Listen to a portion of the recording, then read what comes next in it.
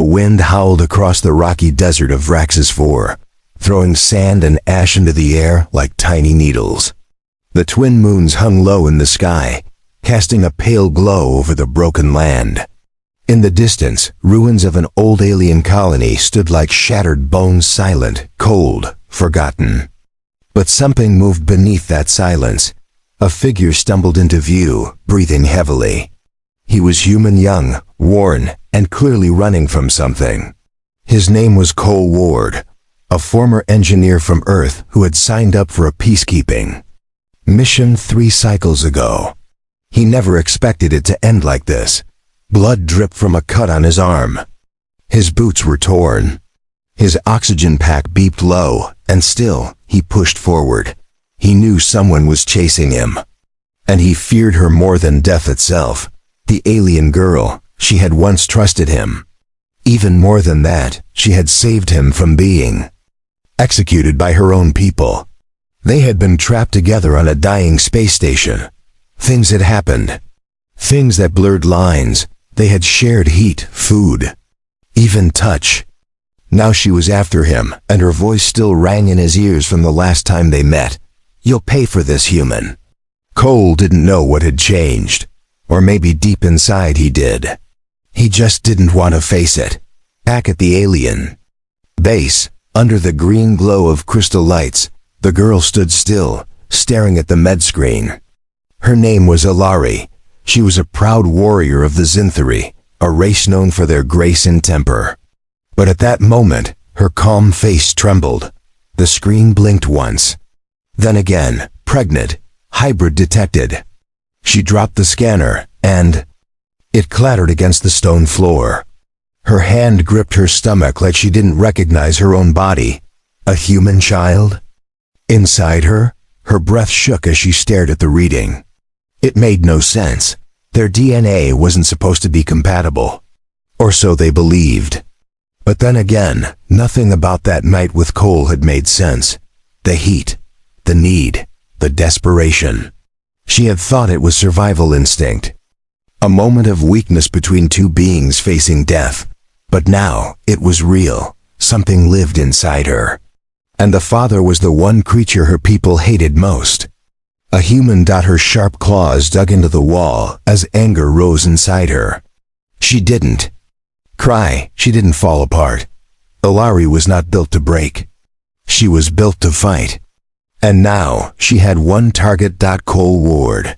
He had vanished after the station escape, like a ghost. She had tried to forget, pretend it meant nothing. But now, her body betrayed her. Her blood, her future changed. Because of him. Ilari put on her dark armor, tied her white hair back, and armed herself. Her eyes glowed faintly with fury. She told no one of her condition. This was personal. Her hunt began before the second sun rose. Back in the desert, Cole found an old shelter hidden beneath a dune. It smelled like rust and mold, but it had walls and a roof. He collapsed inside, chest heaving. He didn't sleep. He couldn't, because he knew she was coming, and she wouldn't stop. He remembered her face when they parted. She had been confused, torn, but she hadn't told him about the child. That meant she'd only found out recently. Maybe there was still time to explain, to run, to disappear. But deep down, Cole wasn't sure if he wanted to run. Part of him wondered, what if it was true? What if he was the father of something entirely new? Half human, half Zinthari. A being never seen before. His thoughts were broken by a sharp beep from his scanner. Movement just outside. She had found him. Dust and wind blasted through the crack in the door. A shadow crossed the opening. A low growl filled the air. He reached for his sidearm, then hesitated. Would she kill him? Would she even listen? Or was he already marked for death? He stepped out slowly, hands raised. His voice trembled, but he forced himself to speak. "Ilari, I didn't know." The storm lit her figure as she stepped into the light. Her armor gleamed like black fire. Her eyes burned with fury. "You'll pay for this, human," she said, her voice like thunder. "For the life you put inside me." Cole didn't move. The wind screamed between them, lifting bits of dust and debris, but it was her voice that froze his heart. Ilari stood like a shadow out of legend, tall, fierce, and full of rage. Her hand was near the hilt of her curved blade. Cole could see it glowing faintly zinthery metal, hot with energy, responding to her anger, but she hadn't struck him yet. He took a slow breath and kept his voice low. I didn't leave because I used you. I didn't even know. Her lips curled. Didn't know? You vanish. You say nothing. And now this inside me? She pressed her hand to her stomach, not with tenderness, but with disbelief. What? Do you call that? Cole took a step closer. I was going to die back there. We both were. That night wasn't planned. We just survived. We helped each other. She didn't answer. Ilari's sharp eyes studied him. He didn't look like a warrior. He looked exhausted, starved, but not guilty. Not proud either, just human, flawed, weak, real. And for some reason, that made her angrier. You humans take and take, she said coldly. Even in fear, you infect everything. He swallowed hard. If you're here to kill me, do it. But don't blame the child. The wind went quiet for a second. Ilari's blade trembled slightly in her hand. Her knuckles were pale. She looked at him, really looked, and saw something she hadn't expected. He wasn't running now. He wasn't even afraid. He was ready. For the first time since she'd seen the scan, her anger cracked. Just a little. Like a single drop of water hitting hot metal. You don't deserve this, child, she said, but her voice had lost some sharpness. I agree, Cole replied. But it's here. It's real. And I'm not going to disappear again. Ilari turned sharply and walked past him into the ruined shelter. She looked around with a scowl, disgusted by the filth. You hide in trash just like I expected. Cole let out a shaky breath. I didn't expect you to come after me so fast. I figured I'd have more time. She sat down on a broken crate, her armor creaking. Time? You think this is about time? My body is changing. My senses are off. I hear things that aren't there. I feel strange. You did this. Cole crouched a few steps away, not getting too close. We did this. She looked at him then, her eyes flashing. You would dare take credit for it? He nodded. If it's mine, then I have to take responsibility. Even if it costs me everything.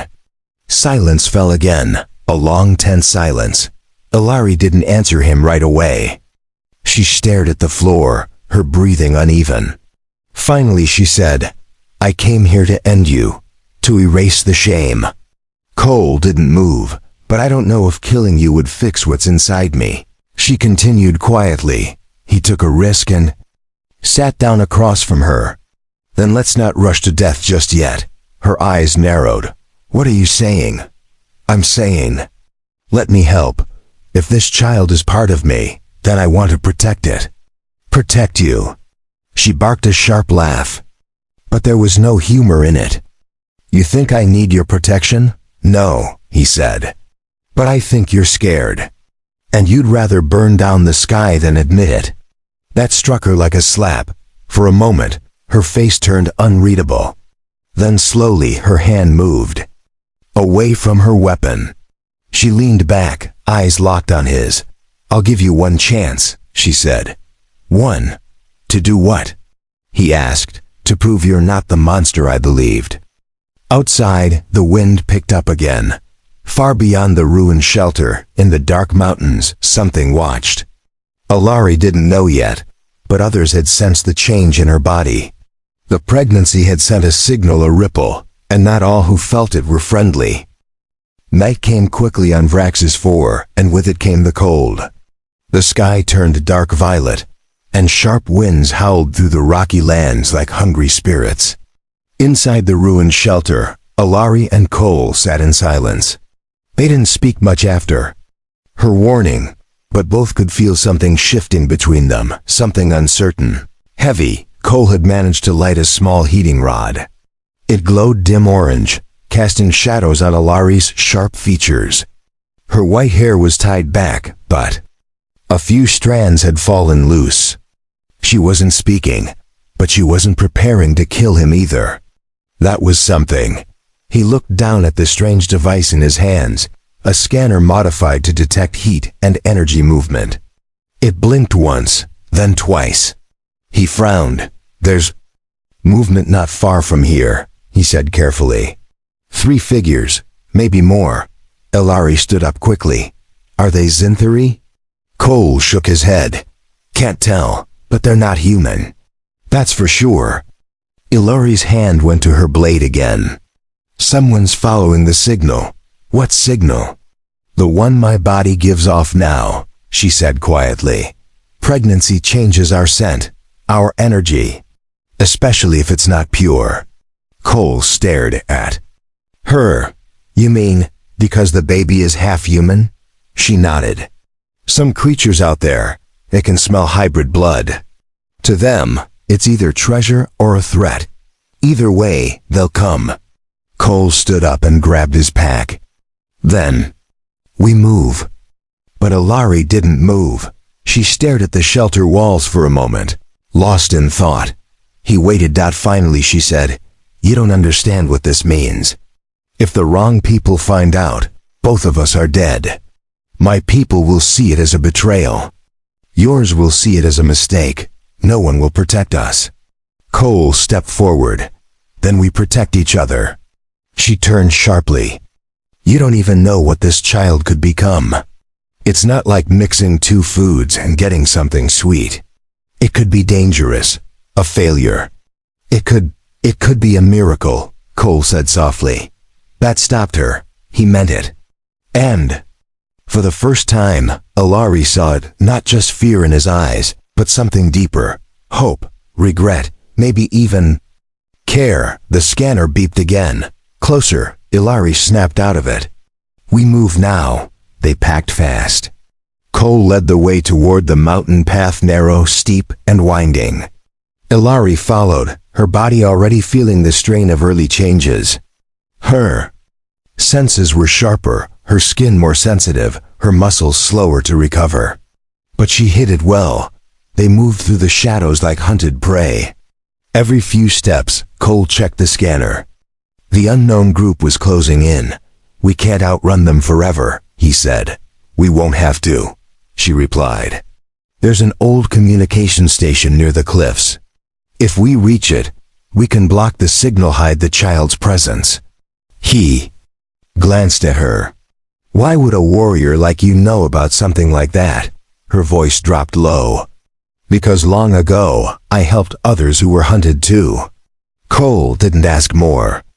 He could feel her walls going up again. They reached a narrow ledge overlooking a deep valley. Across it, on the far side, stood the remains of a tower, rusted, broken, but still standing. That had to be the station. But between them and that tower was a wide gap. "Too wide to jump. We can't cross that," Cole said, out of breath. Ilari looked at the remains of a fallen transport nearby. Its broken wings spread across the rocks.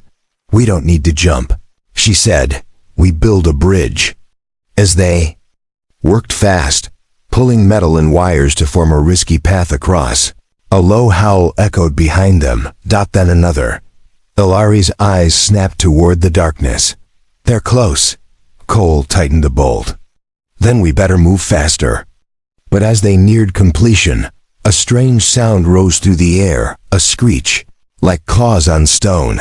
Then from the shadows, a shape appeared. Tall, thin, gray-skinned, not Zinthari, not human. Its eyes glowed red.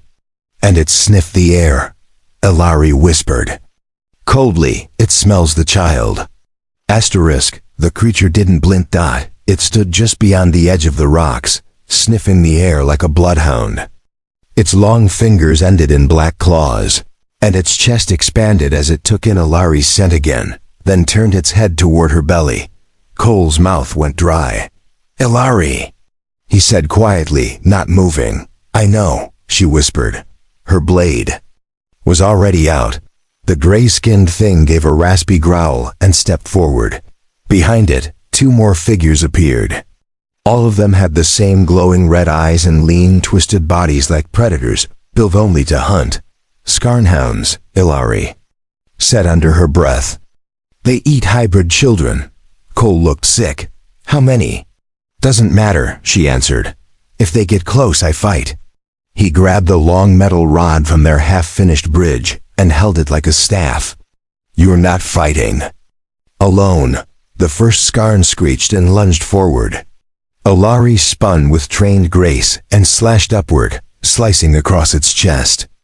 It shrieked and tumbled back, but it wasn't dead. The second creature leapt at Cole. He ducked, swung the rod, and knocked it off balance, but its claws caught his shoulder. He grunted in pain and dropped to one knee. Ilari dashed to his side and stabbed the creature in the back. As it died, she turned to him. You're bleeding. I'll survive, he said through gritted teeth. Finish the bridge. They moved fast, working together like they had on the station.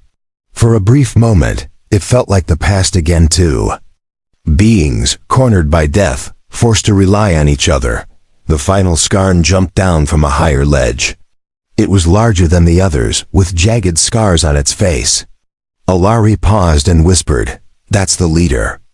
Cole stared at it, then looked at the bridge. It's ready. No time to test it, she said. The creature roared and charged.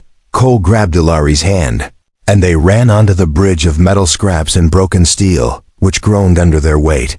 The Scarn followed, its claws clanging against the sharp edges of the bridge. Halfway across, part of the structure bent sideways. Cole nearly slipped, but Ilari caught him. Go! She shouted. The cliff on the other side was close. Just a few more feet, they jumped, together landing hard on the opposite ledge. Behind them, the Scarn leader leapt. Too late. The bridge gave way with a sharp snap, collapsing under the beast's feet. It fell howling into the deep rocky canyon below. They both lay on the ground, panting. The wind rushed past them again, but the immediate danger was gone. Cole rolled onto his back, staring at the sky. That was close. Ilari sat up, her chest rising and falling fast. Her armor was scratched, her hair loose and messy, but her eyes were focused. They're just the first, she said. Others will come. He sat up beside her. Then we keep moving. You said the tower can block the signal? She nodded. They entered the broken tower, stepping over shattered panels and dusty cables.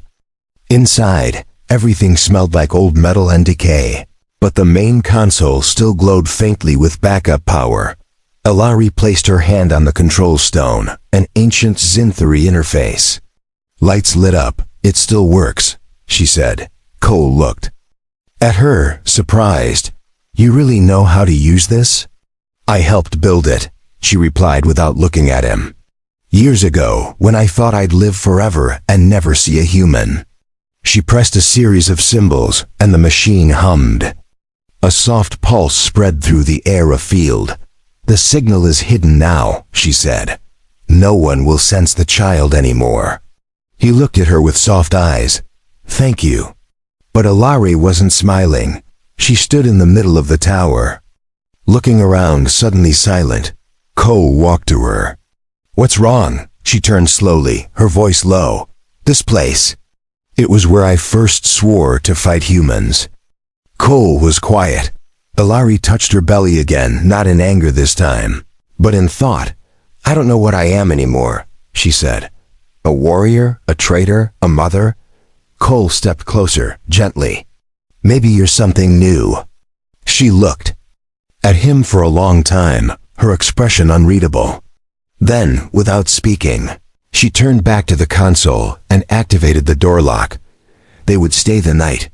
Outside in the distance, another ship landed in the desert, but this time, it was not a monster. It was a Zinthari patrol, and they had orders to bring Ilari home alive or in chains. The tower felt safe for now. The walls were thick, the signal blocked, and the door sealed. But Ilari didn't sleep. She sat near the window, watching the dark sands outside. Her hand rested on her stomach, but her face showed no peace. Only thought. Only tension. Cole lay on a thin mat near the console, his arm bandaged from the scar's claws. He wasn't asleep either. He was just quiet, listening to the hum of the machine and the soft wind outside. He sat up finally and asked, "Do you regret saving me?" Ilari didn't answer right away. She stared at the night sky. "I regret trusting you." Cole's jaw tightened, but he nodded. "Fair enough." She glanced at him. "But I regret more that I trusted no one after you. Not even myself." They fell into silence again, but it didn't last. A sudden noise broke the stillness, a sharp ping from the outer scanner. Cole rushed to check the screen. "Something's landed," he said. "North side, big ship, no Scarn this time. It's military." Ilari walked over and stared at the screen. Her face went hard. "It's Zinthari," she whispered. Cole looked at her. "Your people?" "Yes." He stepped back. "Will they help you?" "No," she said coldly. "They'll arrest me. For being pregnant? For being with a human." Cole's heart sank. "That's insane." She turned to him. "To them, it's betrayal. A crime worse than death. They will take me and erase the child. Call it a disease. Pretend it never happened." He couldn't believe it. "You saved me. You didn't force anything. You just survived. How can they punish you for that? They don't care," she said. "Zinthari honor is cruel. Once broken, it must be cleansed." A warning light flashed on the tower screen. The patrol was approaching. Fast, Cole grabbed his pack and checked his weapon. "We can run." Ilari shook her head. "They'll track us, and I'm slower now." Cole stepped in front of her. "Then I'll fight." She stared at him, stunned. "You would fight Zinthari warriors for me?" "For both of you," he said simply. Her eyes locked with his. Something passed between them, deep and silent. Then she nodded, double quotes, "Fine, we hold the tower." The door shook once hard. Outside, the soldiers had arrived. Through the camera, they saw armored Zinthari troops in gray and blue, armed with long staffs and plasma blades. At the front stood Commander Threx, tall and cold. His voice came through the speaker. "Ilari of Clan Rexer. You are ordered to surrender, open the door, or be taken by force." She stepped up to the mic and spoke calmly. "I am still of Rexer. You will not erase me like dirt." Threx's voice returned. "You carry abomination." Her eyes narrowed. "I carry life." Another bang on the door. Cole raised his weapon. "How long can we hold them?" Ilari looked at the systems. "Not long. This tower wasn't made for war." A new noise rang out, sharp, loud, like a power drill tearing through steel. "They're cutting through." Cole moved to the side of the door, ready. "Let them try." Ilari placed her hand on his chest. "Don't die for me, Cole." He looked at her. "Maybe I'm finally living because of you." She blinked once, stunned again. The door cracked open with a hiss. Smoke filled the room. Zy and Azari. Soldiers rushed in, but Cole fired first. His blast knocked the first one down, and Ilari spun through the second with a clean strike. They fought like a single unit, back to back, fast and sharp. Ilari's blade moved like lightning, and Cole's shots were calm and aimed. But they were outnumbered. Ilari's blade cracked. Cole was hit in the shoulder again. He fell back, bleeding. Threx stepped into the room, untouched. He pointed his weapon at Ilari. "You will kneel." She stood firm. "Never." His weapon glowed bright. Then something unexpected happened. Ilari's body flared with a soft pulse like a protective wave. The lights in the tower flickered. Threx stumbled, confused. She looked at her. Stomach. The child. It had reacted. Something in her blood was waking. And everyone in the room felt it. Even Threx. His eyes widened. "What is this?" Ilari stepped forward slowly. "This child is not a mistake. It is a power you cannot understand." Threx hesitated. Cole rose weakly. You still want to erase it? No one spoke. Then, without warning, another voice came through the tower's broken deep alien, and not Zinthari. Bring me the hybrid. Alori and Cole froze. That voice was not from the patrol. Something darker was listening from above. Something that wanted the child. For its own purpose. Asterisk. The voice from the broken echoed like a cold breath across the room. Bring me the hybrid. Ilari's blood turned cold. Even Thrax, the proud Zinthari commander, froze in place. He turned toward the speaker with narrowed eyes. That voice didn't belong to anyone in their ranks. Cole looked at Ilari.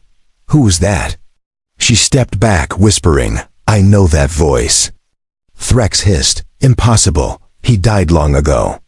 Ilari whispered his name. Vorak. The name dropped like a stone in still water. Vorak was a ghost and exiled Zinthari warlord who had tried to create hybrid armies years ago. He believed in mixing alien races to build stronger soldiers. The council called his actions unnatural.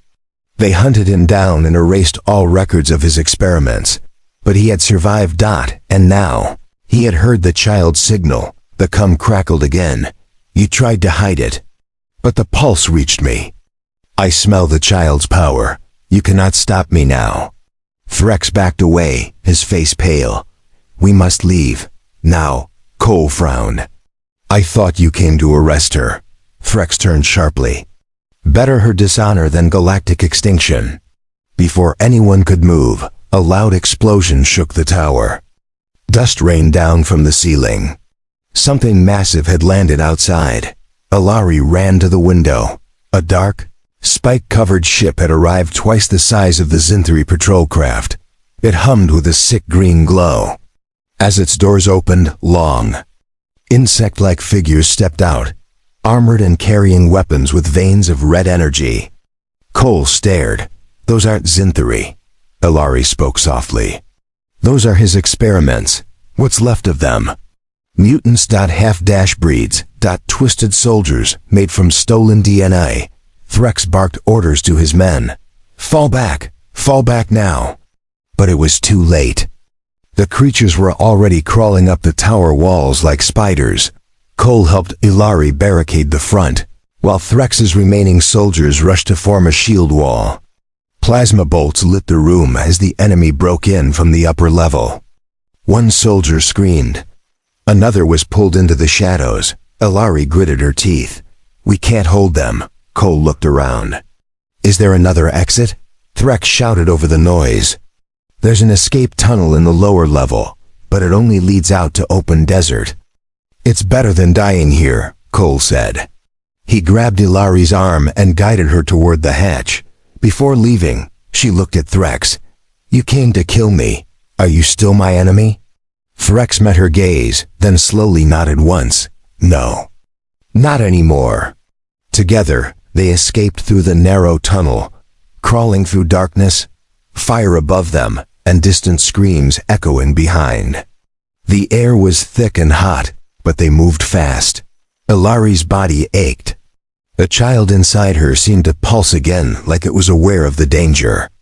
When they emerged, the desert stretched before them, cold and endless under the twin moons. The escape ship Thrax had hidden behind a dune came into view, small, but fast. They rushed toward it, but just before reaching the ramp, the sand exploded in front of them. And there he stood. Vorak. His body was taller than any Zinthari.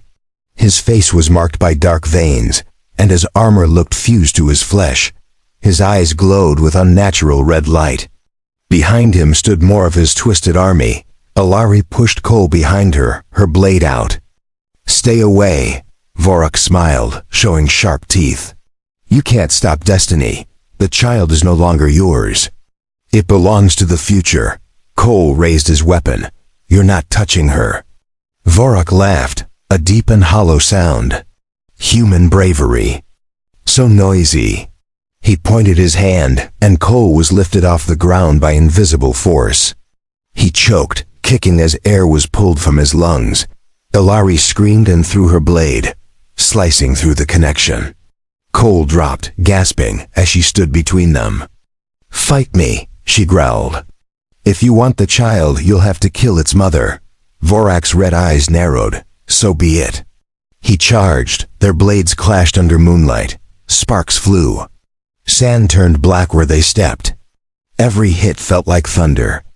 Cole dragged himself to safety, barely breathing, watching the one woman he once feared now risk everything to protect the life they'd created together. Ilari's strength began to fade, but her spirit didn't. And then, something incredible happened. The child inside her pulsed again stronger. Energy poured through her limbs, lighting her blade with a new glow. Her body moved faster, like guided by something greater. She struck Vorak once, twice, then a final slash to his chest. He stumbled back, eyes wide. "The hybrid," he said, coughing. "It awakened you." Then he vanished into a burst of smoke. But Ilari dropped to her knees, breathing hard. Cole rushed to her. "Are you okay?" She looked up at him. "He's not gone. Just watching. Waiting." Cole helped her stand. "Then we get off this planet. Together." She nodded, her voice quiet. "For the child." The ship lifted into the sky just as the sun rose over the desert. Its engines roared, leaving behind the broken tower, the fallen patrol, and the dark wreckage of Vorak's mutants. Inside, the small cabin shook as it climbed higher into the atmosphere, cutting through the last layers of dust and heat. Ilari sat in the co-pilot seat, her armor cracked and bloodied, her hand resting gently on her stomach. She was tired, bone-deep tired, but her eyes stayed open. Cole piloted the ship, glancing at her now and then, checking if she was okay. "Still with me?" he asked. She nodded once. "Barely," he tried to smile. "We made it off that cursed rock." "That's something." Ilari leaned back, staring out at the stars. "It's only the beginning." Cole didn't answer, but he knew she was right. The scanner pinged. A neutral zone beacon appeared ahead. A safe port, far from Zinthari control. Far from Earth, just space, and silence, and the unknown. "I sent a signal ahead," Cole said. "Medical station. They'll take us in. No questions." Ilari closed her eyes for a moment, then whispered, "Thank you." He looked over. "You don't have to thank me." She opened her eyes again. "I do. When I chased you, I only saw betrayal. Now, I see you." They sat in quiet for a while, just breathing. Just existing. Finally, Ilari said, "I thought I would hate this child. I thought it would be a curse." Cole waited. "But now, I feel it inside me. Not just life, purpose." He nodded. "I think that's what all parents feel. Maybe it's the same for humans and Zinthari." She gave a small smile. "Maybe we're not that different." Outside the window, stars moved like slow rivers of light. The ship passed through a blue nebula. It was peaceful. Almost beautiful. But peace didn't last long. An alert blinked red on the screen. Cole leaned forward. "Something's coming up behind us." Ilari checked the radar. "A ship. Fast. Old tech." "No, I doubt." Her voice turned sharp. "It's not military. It's him." Cole gritted his teeth. "Vorak again?" She nodded. "He'll chase us until the child is his. Or until we end this." Cole checked the weapons. "We can't outrun him forever." "No," she said, "but we can lead him." He turned to her. "Lead him where?" "To the rift." Cole's eyes widened. "That's suicide. Not if we use it," she said. "There's an energy storm inside. If we time it right, we jump through. If he follows too closely, he'll be torn apart." Cole hesitated, then nodded. "You're sure?" She looked down at her stomach. "I won't let him take this child. Not while I breathe." The ship turned sharply. Stars streaked as they changed direction. Behind them, Vorak's dark ship followed like a shadow. The rift appeared ahead, twisting light. Crackling electricity, a violent storm in space. Cole shouted over the noise. "Now!" Alari hit the switch. The ship jumped forward into the rift. Inside, lights flashed. Alarms screamed. The ship shook violently. Behind them, Vorak's ship entered too, but too close. Energy twisted around his craft. It cracked, twisted, and then exploded in a burst of red light. Cole and Alari were thrown forward, but their ship held. When the storm passed, they were alone, floating in quiet space. Safe. Alari leaned back, her chest rising and falling fast. Cole looked at her with wide eyes, then laughed a tired, shaking laugh. "We're alive," he said. She looked at him. For now. They drifted for hours before reaching the medical station. It was small, quiet, and hidden from the galaxy's chaos. Doctors helped them. They checked the baby. All signs were strong. Alari watched the scan with wide eyes. She saw the small heartbeat, the shape forming. Cole stood beside her, speechless. "It's real," she whispered. "It's truly ours." Cole reached for her hand, and she didn't. Pull away. Later, they sat outside the station, under a synthetic dome showing the stars. No more running. No more war. Just time. What now? He asked. Alari thought for a long time, then said softly, "We raise a child who belongs to both worlds." Cole nodded. "And maybe one day, those worlds stop fighting." She looked at him and gave the smallest smile. "For the child's sake," she said. "Yes, and for the first time since she yelled those words, you'll pay for this, human." There was no anger in her voice, only hope.